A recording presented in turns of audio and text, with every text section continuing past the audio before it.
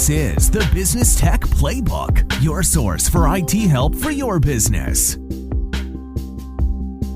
Man, we got our first guest, BJ. I'm so excited. Dude, pumped up. I know. He's actually on video right here, and he basically just did a dance. It was one of the most exciting things we've done so far. He's even snapping his fingers, you know? I know. It's amazing. First off, I'm your host, Rob Zolson. And I'm William Pote, owner of Etop Technology, and this is the Business Tech Playbook. And we are pleased to have on Ray Orsini. Orsini? I can never Orsini, but I'll take anything. Orsini. Hey, okay. you is fine. It must be Italian then. Am I right?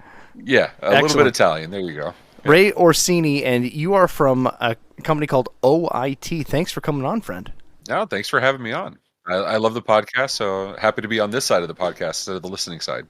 Wonderful. Well, so a little bit of backstory. Ray and OIT have been one of our preferred partners for a very, very long time. And part of our goal in bringing him onto this conversation is to just kind of explain through some of the values of his company and how it might bring value to a company like yours. Today's topic that we're going to go over is voice over IP. They're a different form of doing business telephone. So if you're listening in and you're trying to figure out why your IT guy came up to you and says, we need to switch to VoIP, this podcast is for you. So Ray, before we begin, can you tell us a little bit about yourself and your company? Yeah, absolutely. So I'm a network engineer turned CEO. My background is in complex and distributed networking. So for the last almost 30 years, I've been building networks that were multi-city, multi-state, multi-continent. That's pretty much my jam. I am a serial entrepreneur. I come from a family of entrepreneurs. So my first company I sold at age 18 with the help of my parents. So I'm OIT. I founded in 2011. It was started as a managed service provider, exactly what BJ does now. And I realized within a couple of years, loved what I was doing, but I'd rather people like BJ do what they do best. And I had an affinity for working with clients and working with MSPs, technology service providers, on selling VoIP, on how to, get that value, get those products in and get the business outcomes that we're looking for. So been doing that since 2016 up to now and having a great time doing it. And I love the possibilities it's opened up for partners and clients. During the pandemic was a perfect example.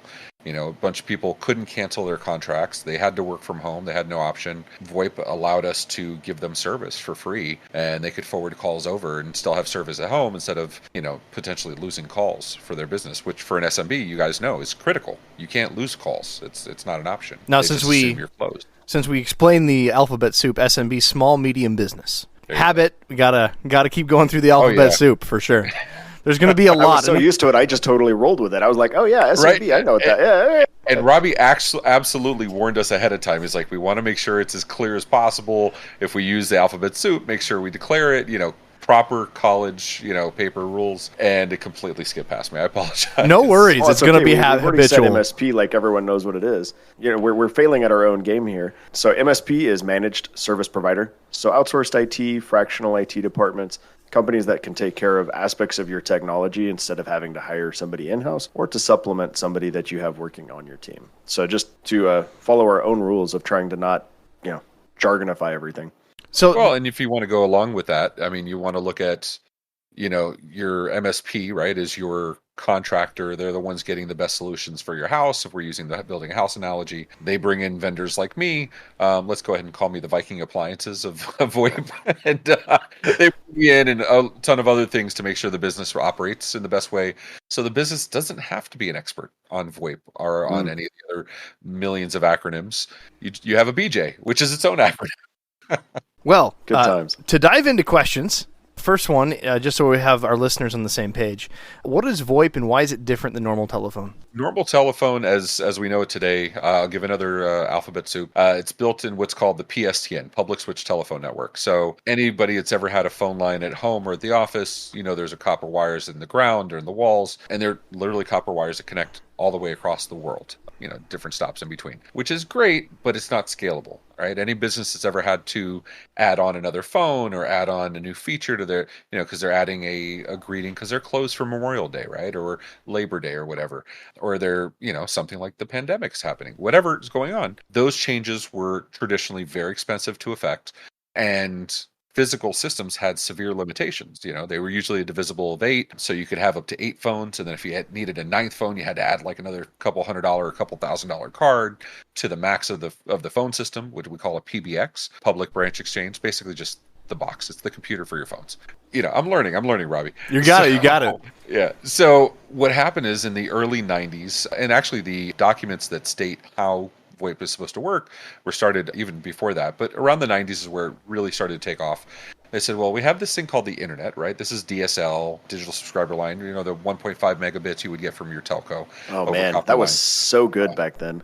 Yeah, it was great. I loved it. It was back, it was a step up from dial-up, right? It was a lot faster. It was 3 times faster. It was fantastic. But what we realized is we could transmit phone service over the internet, similar to the way we do web pages, the way we do any other audio, any other video. That's the OIP portion of it, voice over IP, internet protocol. So it's going over the internet. And so we realized you don't worry about where you can have your computer in your house. You have Wi-Fi. You can move your computer around your house anywhere you want.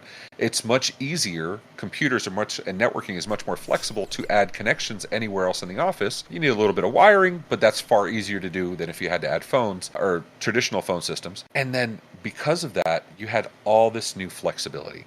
And then on top of that, with these cloud-based systems like what we offer, you can make the changes yourself. It's just a web page. It's no different than logging into your email, logging into your bank. You just log into a portal and say, okay, I'm going to record a greeting, and it'll call your phone, and you can do it there or upload something. All these options opened up, and the mind-blowing part of this was it was cheaper.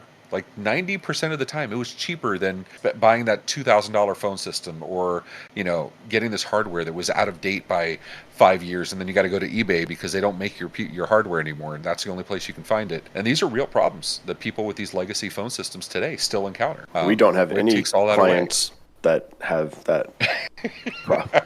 We all do, brother. We all do. I'm sitting here literally thinking of one client who, has I think 65 extensions on an old Avaya PBX, and we've pretty much just gone. Well, and it becomes needs so to be much more changed, complicated to manage, right? Like all the wiring. I should have prepared with pictures, but like I have pictures of rats' nests, and they work. It's one of those things like it works. Don't touch it, but if you have to do anything to it, that's not user serviceable. And BJ, you or your team might go maybe work on it, or maybe you have to go hire somebody to work on these things, and they're very, very expensive.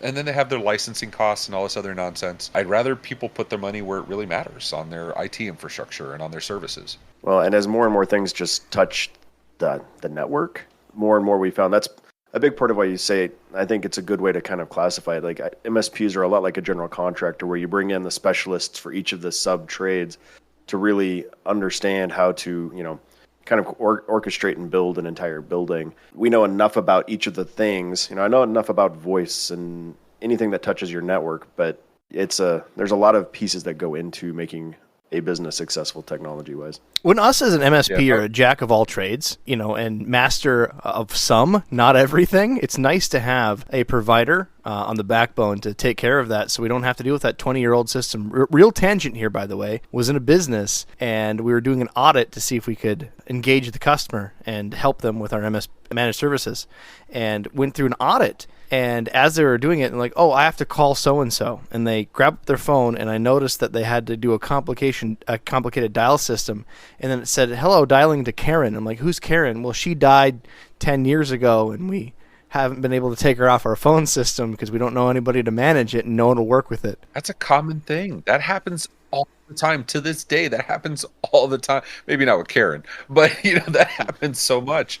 And it's mind-boggling to me because these are tiny things. They're tiny things you could easily work around. Yeah, I'm calling Mike and it says Karen on the phone. It happens, whatever. But it also creates a little bit of hiccup, a little bit of a barrier to operating efficiently. And even if it's that half second, if you can remove that and you're taking away the average users calling their coworkers 10, 15 times a day, those half seconds, that's 7.5 seconds, right? If you're calling them half seconds, that adds up during the week. That adds up over the year. Why not make their quality of life a little bit easier? And then we just had Ray Baum's Act and Kerry's Law last year that specified rules around you can't require anybody to dial anything but 911 to dial 911. Well, these old legacy systems, plenty of them, you have to dial 9 to get an outside line and then dial something.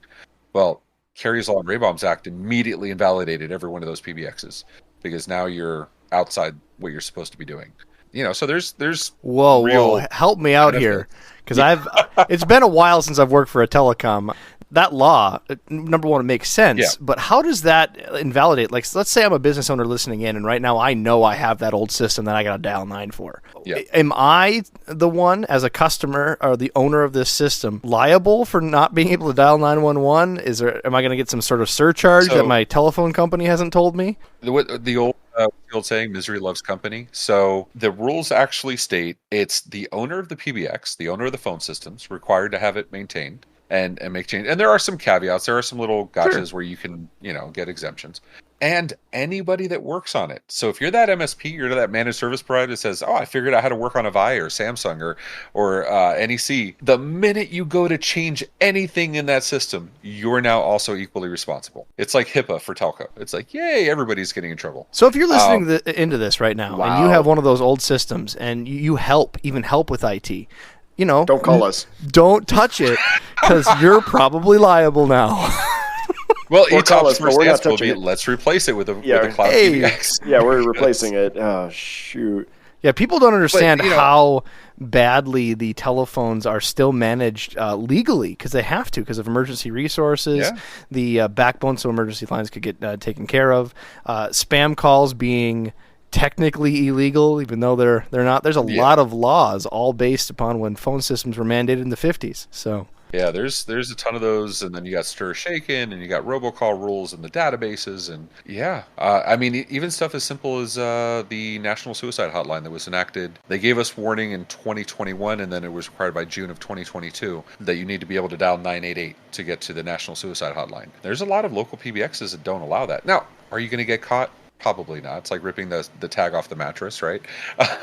No, but it's you're allowed to do at home. You can't do in the store. It's sure nice to have a provider to take care of it for you, But take the liability off. Why? It's like that half second we're talking about. Take that off your shoulders. Why worry about it? So to get back and slightly lower level questions, what makes VoIP better? I mean, you clearly built this company up based upon I'm better. You've told us some reasons why. Can you tell us some more? Yeah, absolutely. So flexibility is the biggest point, right? Flexibility is where you want to be able to, whether it's pick up your phone and go work from home, whether it's have a second phone at home and it's your same extension no matter where you're working from. Pre-show, we were talking about my office. This is my actual office, but I have a studio set up at home as well in my home office, and I can operate from there anytime I want. VoIP adds so much flexibility. So Microsoft Teams, right? I'm sure our audience has heard of Microsoft Teams in some capacity, and absolutely anybody working with their MSP absolutely has that Microsoft Teams. We can funnel the calls through Microsoft Teams, so you have a single experience. You want to have it on your cell phone as an app. You can have it on your cell phone. You can have a second SIM card on your cell phone, so it's actually local calls. I'm not going to, subscriber identification module is SIM, but the little card you put in your cell phone. I was wondering if you were going to clarify on HIPAA. I wasn't going to go there. We did that in 3 episodes. Some things are just out. We don't have to, whatever. Yeah, just have to roll with it. Yeah. Which Healthcare Information Public Portability Act or something like that? Anyway. Yeah, Health Insurance Provider Portability Act? Your data is private and the government says so. There you go. Right, yeah. So you can have a SIM card and actually have, I have my second SIM on my phone, says OIT VoIP. So I'm actually making and receiving calls, sending and receiving texts over the cell network, so I'm not worried about data coverage, and it's all going through my PBX, my phone system, so that I have unified call records. If you have remote employees, you have salespeople, you don't have to get cell phone plans now.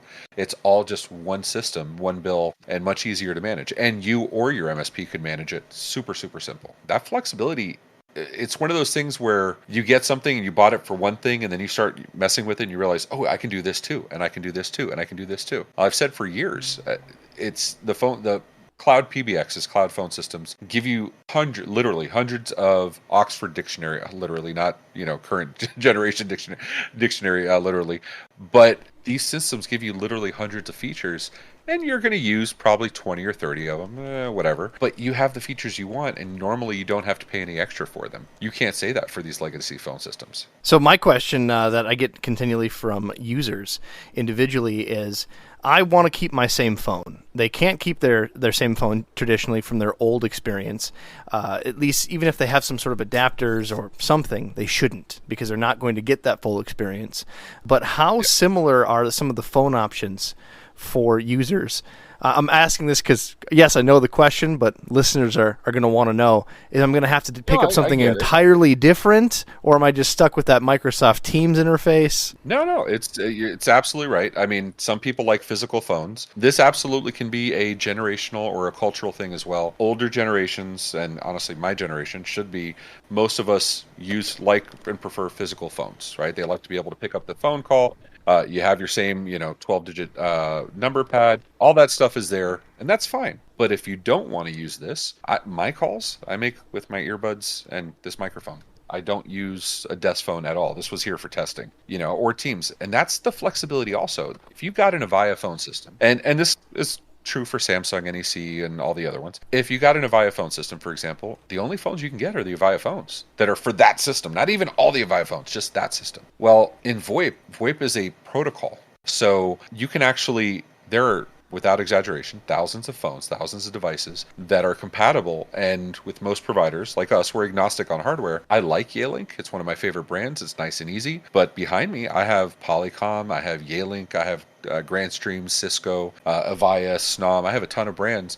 So if you're coming from another VoIP provider, you probably can keep your phones. And if you have a specific phone you like with certain button styles you like because you've gotten accustomed to it, there's probably a VoIP option that is very similar in form factor and features, or form factor and layout that is, and I guarantee you with more features, that can do it. And here's the best part. Go sell the old stuff on eBay because there's somebody else with that legacy PBX that needs that handset that's not been made for the last 15 years. So you can make a little bit of money back. I did not expect that until I had to live that same life.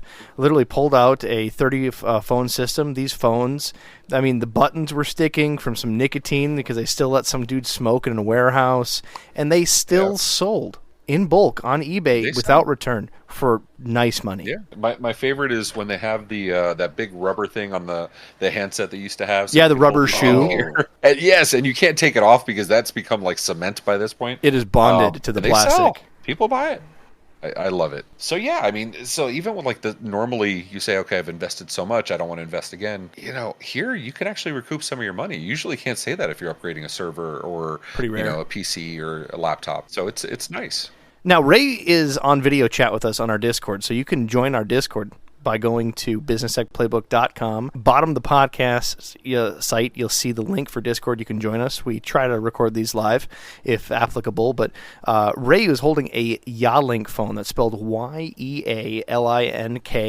That particular phone is probably the most popular worldwide. You can go to yealink.com. You can see a bunch of their different phone lines, and let me tell you, when you're looking through, you can get every shape, size, form factor with cameras and a screen, making it look like a computer, anything down to even the basic without screen, just buttons on the phone. Mm-hmm. So if you are trying to contemplate what you want, this is one company to show you the examples of what you can get out there. The vast majority of you for being like one of the 3 people I know that actually pronounces Yealink right. I don't even say Yealink. That is the proper pronunciation. I say Yealink. Oh, really? Like everybody else. So good on you, man.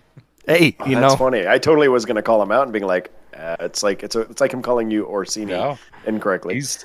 He's absolutely right. Really? Hey, my ISP experience is showing, bud. There you go. Oh, okay. Yeah. So part of what we always try to talk to is kind of talk through the like what would Brian, our fictional CFO, be looking for to make this decision. So like what's one of maybe the top 3 things you would tell Brian, their CFO, what does he need to think about in switching to a voice provider or switching voice provider? So you want a voice provider that can demonstrate a proven history of uptime, right? Because your phones are important. I've never met a company that says, we don't care about our phones. I've never seen that. Even warehouses. I mostly don't. I'm joking. Yeah. So, you want that. You want one that makes things as simple as possible, right? I'm all about making it easy, right? So, there's Microsoft 365 plans that, most MSPs have the ones they standardize on because of the best benefits for clients. And VoIP is no different. Let's be honest. The ability to pick up and dial some numbers and connect to somebody else, while magical, is not complicated. It's table stakes for anybody. Look at the stuff that's non-traditional. The average person is going to tell you go look for a phone system where it's going to have this feature and this feature. And yes, know the features you want. Okay, fine. But truthfully, call recording, auto attendance, voicemail to email, call transcription, messaging, right? SMS, short message service, and MMS, multimedia message service. Forms of text messaging. There you go. Thank you. That's what I should have said. Forms of text messaging. All that stuff is really table stakes. Most of the providers out there already do this. Look for the ones where they have a close tie-in with your MSP, where they have a good relationship, and your MSP can either get them to do the work for you, or the MSP can do the work for you, one of the two, or both, ideally, because you want that symbiotic relationship for the benefit of the client. Look for one that has a proven track record of not raising prices, because that's kind of a thing, right? We all know the whole shtick of get in at $12.99, and then suddenly you're locked in, and it's $51.99 a user like 2 months later. Thanks, Comcast. Or you look for the ones that have favorable operating terms, right? So like us, we have a 2-year agreement, then it's month to month after that. I don't need to sit there and lock you in for life. You're going to stay for life because you like the service and it's good for your business. And if it's not, Godspeed. I don't hold it against you. And so you want a company that's going to align with your business goals. Really, and that's hard to say because there's no feature sheet that you're going to look at and say, okay, this aligns with what's our fictional CFO's name? Brian.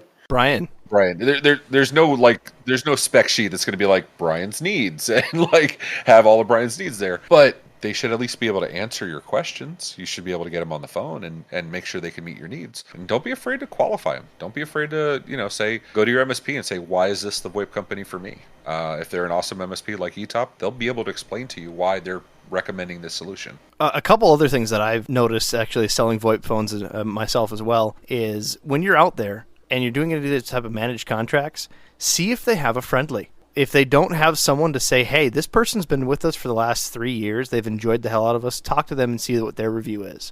That if they don't have a friendly for you, that's kind of a sketchy company in my opinion.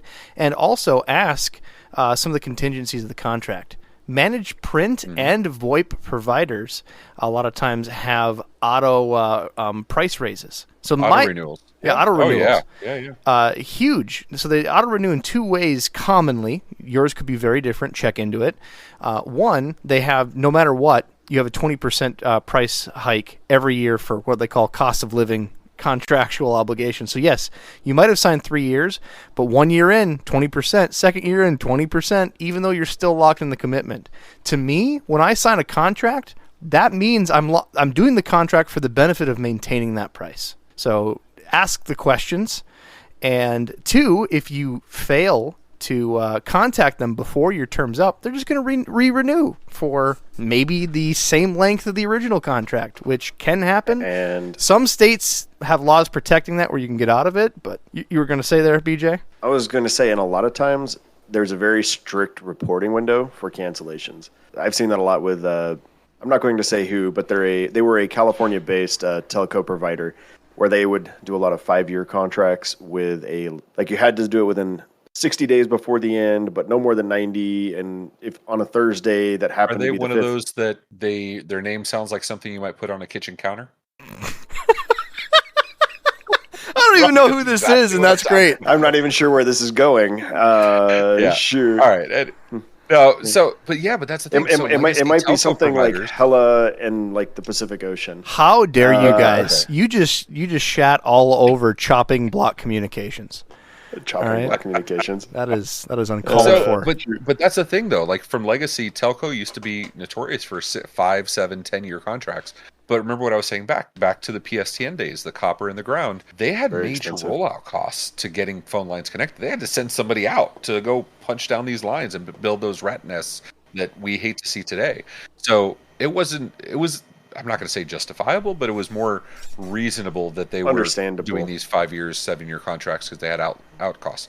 Voice over IP, a little bit of costs, but no. And there's definitely no reason for automatic renewals every 3 years, and you need a 72-day notice, and it can only be under a new blood moon or something. No. It's just get somebody that's going to do business with you. I like that one. That was a good one. All right. What does it take to move over from my traditional phone system to the VoIP? Like, talk to me about the bouncing ball. First, I call you and say, hey, Ray, I'm in. Like, I like your price plan. Contract looks good. What's next? Here's my signature on a piece of paper. Go. Yeah. So we try to make it as complicated as possible. No, I'm kidding. It's I knew actually it. not bad. We assign, we either work with your MSP, your managed service provider, or directly with the client, and we assign somebody in onboarding to handle everything moving over. So they're going to have a call with you. They're going to go over the phone numbers you want to move over. They're going to ask you, we can ask what your phone system looks like today as far as like how the calls go. More importantly than that, how do you want it to work? What is your ideal scenario when the calls come in? What do you want to happen? We walk you through all that. And then if you're buying hardware from us or your MSP, it'll get shipped out during that time. We need approximately a week to 2 weeks to move your numbers from your old provider to us. It can extend at time to time depending on the losing provider. Some of them are more difficult than others. But for the most part, it's pretty smooth. By the time you get the phones, within a week, they're ready to go. You plug them in anywhere. Your MSP goes in and plugs them in, however you want to set up. And everything's pre-configured, ready to go. And on the day of porting, so porting is the process of moving a phone number from one carrier to another, it'll just start ringing on the new phones. And you're good to go. It can be completely seamless for the majority of times, and it's nice. Then you go cancel your old provider 30 days later, and so long, and thanks for all the fish. In that process, porting, I've had some customers that didn't plan. They tried to sign up for a commitment and found that they're in some tiny podunk town where there's only one provider, and a thing called LEC or CLEC prevents them. Can you, one, help with that alphabet, and two, explain that to the listeners? So telco, unfortunately, because of the age, I mean, we're talking like Alexander Graham Bell. Telco, because of the age, is this ridiculous quagmire of cables and providers and rate centers and what's called LRNs, location routing numbers, which look exactly like phone numbers. So when you dial a phone number, it looks up the location routing number, and then it says, I'm going to send to this rate center, which houses every number for an exchange, right? So if your phone number is 555-1212 with area code 303, they're housed the 303-555 numbers. And unfortunately, when the Local Number Portability Act came out in 1987, 1992, I always forget the exact date, there were certain providers that because they didn't have data connectivity or they didn't have connectivity to any kind of digital connectivity, they were exempt from having to port. So there's a lot of these rural providers because it would be a major cost to build that out. And that does happen from time to time. Alaska's the easiest example. There are 2 rate centers in Alaska, Juneau and I always forget the other one, Anchorage, and only one of them has portable numbers. So if you're in the other one, you're SOL. I'm not gonna go ahead and do the alphabet for SOL. And the companies that own these, the LECs, local exchange carriers, or CLECs, competitive local exchange carriers, they have those rate centers and they have those exemptions. But you can do some things to get around it. Most companies today, US 50 and Canada is just local calling. So getting a different number, getting a new number in a portable rate center is not the end of the world. It's not like if I'm from Birmingham and somebody calls me from Montgomery, oh my gosh, that's a long distance call. With VoIP, that's not a thing. So getting a different area code is not a big deal. Some people still want that local area code. If that's the case, we can do what's called caller ID spoofing. So we provide a fake number. You forward it over to us. You do keep service with the original provider. You forward it over to us on another number we assign, and then we fake your outbound caller ID. So they always think it's that original number. It's a little kludgy. It does cost you extra because you're keeping that line alive, usually for a reduced cost. But if that number is one of those numbers you've had for 50 years, and I have a real estate company that's had the same number since 1975. If you have one of those and you can't let go of the number, you can do that. It is an option. And I would still recommend it because you get so much from VoIP. It's still worth that little extra $20 a month to have the number with the other provider. So it's not the end of the world. I live in rural Minnesota, and this is a big problem for some of our small towns. And the Interesting. Local ISPs on purpose keep them LEC so they're not competitive, just to hold the numbers as essential ransom. So they have a lot of businesses that want that little local number because they've had it for, like you said, 30 plus years, and they have to pay for that number to be forwarded.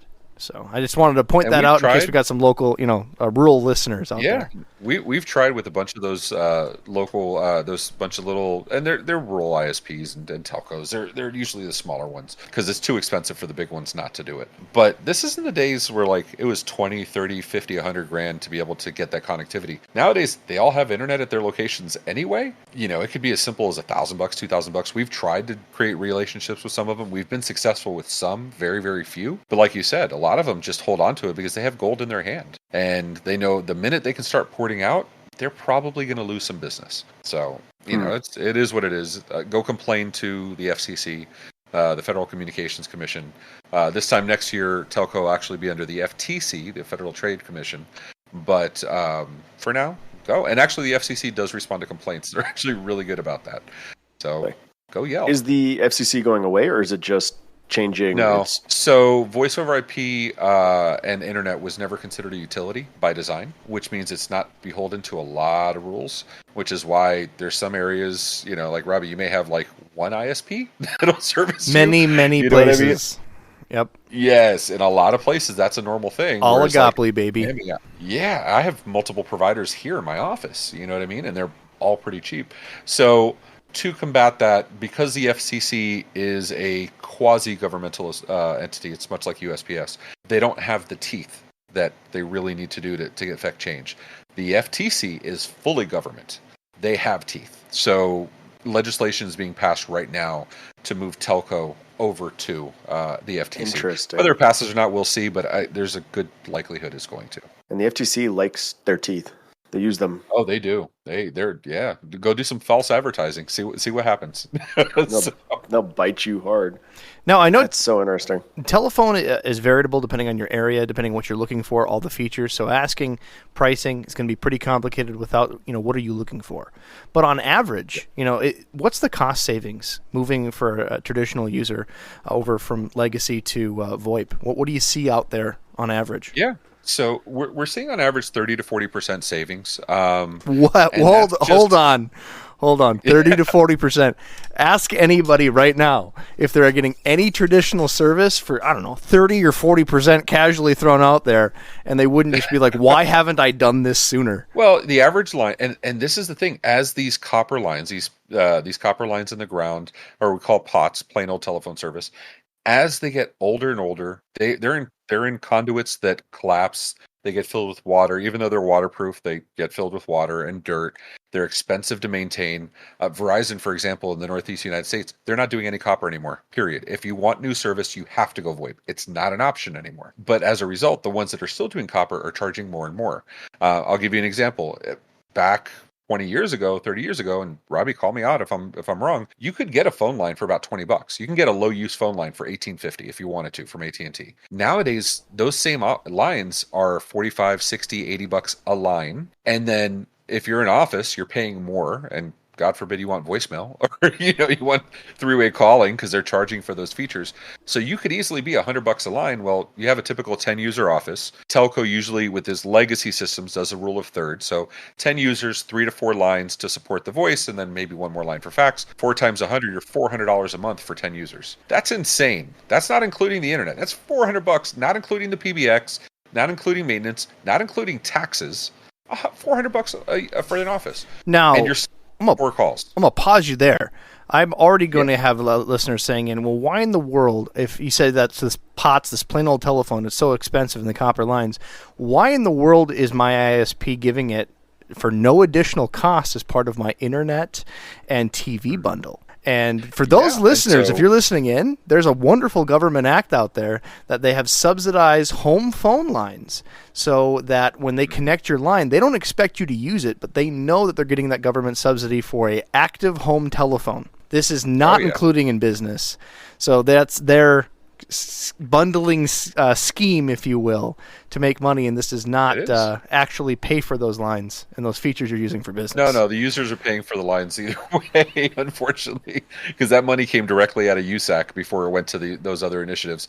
And anytime you look at your phone bill, you'll see USAC, Universal Service, I can't remember the AC. You're good. So Okay, so whatchamacallit. So if you ever look at your bill, your telco bills, any of them, cell phone, home phone, VoIP, whatever, you'll see there's USAC charges, or you'll see USF charges, Universal Service Fund, and that was made originally for libraries, schools, rural businesses, farms, and the like, to get them telco services. But as it's been expanded, now they're using those funds to tell these telcos and ISPs, offer service to this area, give them VoIP, give them whatever, and we'll subsidize it. We were offered $500,000 per city for I think they allocated 25 or 30 cities to us if we wanted to. We ultimately chose not to because I don't like money, but Obviously, but it's a ridiculous amount of money. Yeah. But it's an insane amount of money for very little work. With voice over IP, though, those costs are significantly less. And I'll give you an example, like your phone system. So that $100, $400 a month company, your telco is saying, or your ISP is saying, we'll just throw it in because of the reasons you said, and it doesn't cost them anything. What happens with companies like us? We'll charge $24.50 a user. So $24.50, 10 users, $245. Right there, that's like 55% savings right there. But you also have unlimited phone calls. You have unlimited service, right? This is not the days where you're paying per text message or paying per phone call, paying per minute, and you got to call me on the weekends because that's what my T-Mobile plan allows for unlimited minutes. No, this is, you have 10 users, you could have 200 calls come in. It can scale because over the internet, we can handle all that. It's not a big deal. And so you already have infinitely more for significantly less. And then we come out with features, and we're not the only ones that do this. We come out with features, I want to say we do releases at least every 30 days, 45 days, usually with some new feature. And we'll come out with 20 or 30 features a year that we include for free, right? Call recording is one we came out with years ago. And you can't do that with a legacy system. Well, and to kind of your point, Ray, one of the things that I see in your system that you can do with a cloud-based PBX is you can start integrating it into all of the different cloud-based softwares you use. There's a lot of different pieces of tooling that you get with a cloud-based PBX versus, that on-premise, what you paid for is what you got, and that is what you will have until you get rid of it. Yeah, that's a huge thing also. It's you have so many options, you have so much flexibility. And that's what I say, it's beyond the features. It's beyond just, can my phone system dial this country? There's all these other things that go into it that you get so many benefits from. It's like, it goes back to that half second I was talking about where you're saving a little bit of effort. Well, I have Salesforce and HubSpot integrated with my phone system for our office. So when you call in, it pops up a record in Salesforce and HubSpot, and it looks up and says, okay, well, Brian has called in 3 times today. I see all the issues Brian has. I have all the notes. I don't have to go looking for it. It's right there in front of me. It gets you that much faster. I mean, that's a huge win. You know what I mean? Forget saving half a second. Now you're saving 60 seconds, 120 seconds of looking up records and seeing what's going on with Brian and seeing why the CFO is calling you. Imagine what kind of impact that would have for your company when you have all that information at your fingertips, which is the premise of the internet, right? We're supposed to have everything at our fingertips. Well, one of the things that was interesting is we had a client who basically ran a call center on OIT. They were getting 600-700 calls a day. And they're like, we're so busy. We just can't show. We don't know why we're so busy. And I sat down with their office manager and was like, let's take a look at how many calls you're getting. And because of that, she was able to go back to ownership and say, hey, during our busy days, we're getting, 600 calls spread across 6 people. That's 100 calls per person per day. That's a substantial amount in an 8-hour day. We really need 3 more people so that way it keeps the hold times down. And so they were able to just run a very simple report off of it. It was accessible anywhere. I pulled it up on my laptop, showed her, gave her the Excel spreadsheet, and then they were able to hire 3 more people as a result of that. I mean, because they had numbers to back it up. Have salespeople and they have no idea if they're making calls, have no idea if they're, doing their dialing, doing their customer contacts or client success, right? That's the thing. Like, you don't have that data. Well, part of the PBX, the cloud PBX, is you have all that data. You can export it to Excel and manipulate it, make some pivot charts if that's what makes you happy.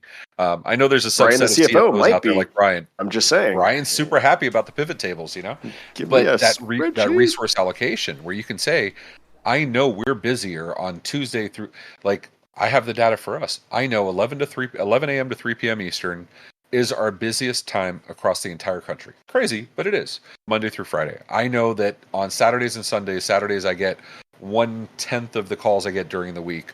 On Sundays, I get 1/20th the number of calls I normally get during the week at a macro level. all that data is not because I'm the CEO of the phone company. It's in anybody's system. They can go log in and see immediately, which is pretty awesome. It's that data nowadays. You can do so much more with data. I'm not going to go down the Power BI and all the other dashboard analytics software.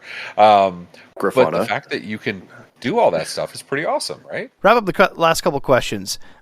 I'm pulling this from some user data that I've actually done presentations on VoIP in the past for, and I've had people raise their hand and say, well, hey, if I'm going to go this cool internet-provided telephone, isn't the quality going to go down? And my immediate answer to those people are, if you're going from a tube TV to something digital and you're watching an app, suddenly now you have 4K. This is the same deal. It can handle the highest quality traffic phone can provide on the platform. But most importantly, the biggest question I had from people is, what happens when the internet goes down? So if I have a plain old telephone, that copper line's still connected, my internet might be more unreliable in their mind. So let's get a little nerdy with that, right? So telco, plain old telephone service, right? The PSTN. Telco actually generates the power current from that central office, the big warehouse that belongs to your telco that is no further than something like 2.5, 3 miles away from you. Again, because copper limitations. Right. So they're providing the current. So even if you have a power outage, you probably notice if you don't have a phone system, if you have just a plain phone connected to the wall, it still has service. And for a lot of people, I'm in Miami, hurricane resiliency. We do have copper lines for backup. It happens. But unlike copper phones, where if your office power goes out, who cares if the phone works? Your computers don't work. Your internet doesn't work. Oh, your PBX doesn't work. Your PBX doesn't work. So for the longest time, our backup plan was, okay, well, grab your cell phone. You have the app or you have the SIM card. Go work on Wi-Fi at a McDonald's or a Starbucks with a VPN on. But go work, you know what I mean? But go work from there. Go work from anywhere else. It literally enables work from anywhere. And while, yes, that's seen as a benefit to a lot of people, it's also a resiliency plan. And every MSP I've ever met is very strong on resiliency plans. Well, your communications, we started this whole thing with people saying there's no business out there that says, phones don't matter. They're not that important. Well, if phones are important, you need a resiliency plans for your phone. VoIP is a no-brainer because the internet goes down, it can automatically fail over to your cell phones, automatically fail over to another office, automatically fail over to whatever you want it to do. And if it's set up for something you didn't want it to do, grab your phone, go to the website, change the routing, and you're good to go. It's that simple. Well, to that point, you're talking about the failing over. Your business doesn't have to be down. So we do that actively for several clients now where they have call queues. So a call queue is basically how it routes inbound calls to miss whoever you want it to internally in the company. But like if you have one office that you have calls going into, but you only staff it part-time, well, have it ring there once and then fail back over to your main office where you have all your normal staffers. Or if your main office is super busy, but one of your team is at the other location, well, if everyone's on the phone here, that person can still pick up those calls. So it's the same thing you would do for business resilience or like the building going away can function very well for just normal how traffic flows inside your organization. And with that flexibility, I mean, we're completely remote. I come into the office because my wife works from home, so to give us some space. But, other than that, we're a completely remote company. We're literally global. So we have call takers literally. I have my receptionist. One is in the room next to me. The other one's in California on the opposite coast. Where we are. Yeah, where you are actually. Yeah, absolutely. And so having that flexibility where you can have staff anywhere. I mean, we hire staff, we ship them out phones, and they're good to go in 24 hours. They're ready to get started. So besides the flexibility and the resiliency, having those options where you can just pick up and go, or you can keep working if you're one of those workaholics like us where, sometimes we work on vacation, sometimes we work on trips we're not really supposed to, you have that flexibility. You're not picking up your desk phone from the office and, bringing a long cable and carrying it with you. You don't need to do that. It's a long copper cable. Work however you want. It is a long cable. Well, and to your point, I mean, we're similar. Robbie's in Minnesota. We have a team member in Austin, Texas, and right now we have a virtual reception or a virtual dispatch person that's in the Philippines, and they're using OIT in the Philippines. And guess what? It works. It's pretty. I forget about that sometimes because my EA is also in the Philippines. We have some staff in the Philippines, and we're on calls every day. I mean, multiple calls every day, and I forget. I'm like, oh yeah, you're not like here local. You're thousands of miles away. I think they're 7,000 or 8,000 miles from us in California. So you tack on another 30 3,200 feet. Yeah. That's a substantial amount of distance. Okay? That had to be like, you did not just pull that out of the top of your head. You had to. Thank you. I've Googled it before. Yeah. I appreciate you calling him out for BJ that. has that grasp of geography where he's like, yeah, give me any 2 points, give me longitude, latitude. I got you. I got you. I just happen to know those Or maybe two. he does. Maybe I do. You just have to wonder. Come up to me at a conference and give me channel flu, and then you can, or con flu, and you Give can him the hug, you give can him test channel my flu, and then ask him, exact. between Sri Lanka and San Diego, what's the distance? And Exactly. see what happens. It's a metric. It's 482 square feet. Well, we're in America, so we can say it's 300 washing machines, so we're good. Exactly. 300 washing machines. Well, if you're listening to this, guys, and you got more questions, one, you can reach out to us. Our email's in the show notes. BusinessTechPlaybook.com is the website to find us. And again, if you're looking for a telephone system or some help with the telephone system, please reach out to OIT. His contact information is in the show notes. And Ray, any other details about you want to give the listeners, or tell us a little bit more about where they can find you guys? So I'm literally everywhere. If you go to youtube.com/OIT VOIP, we have hundreds of videos talking about all this stuff in plain people language. The same thing you guys are trying to accomplish here, speaking, and making sure it's not highly technical with a bunch of acronyms and your eyes glaze over. Little 5-minute digestible, easy videos to watch. Just to go see, does this work for me? And if it does, reach out to me, reach out to Etop, and we'll make it happen. Well, thanks again, Awesome. Ray. I appreciate it a lot. And BJ, you got any closing notes? So nothing further from me. I really enjoyed this conversation. I'm looking forward to being well next week so we can record another really great podcast for everyone. But Ray, really appreciate having you on. Thank you. Thanks for having me on, guys. I appreciate it. Till next time.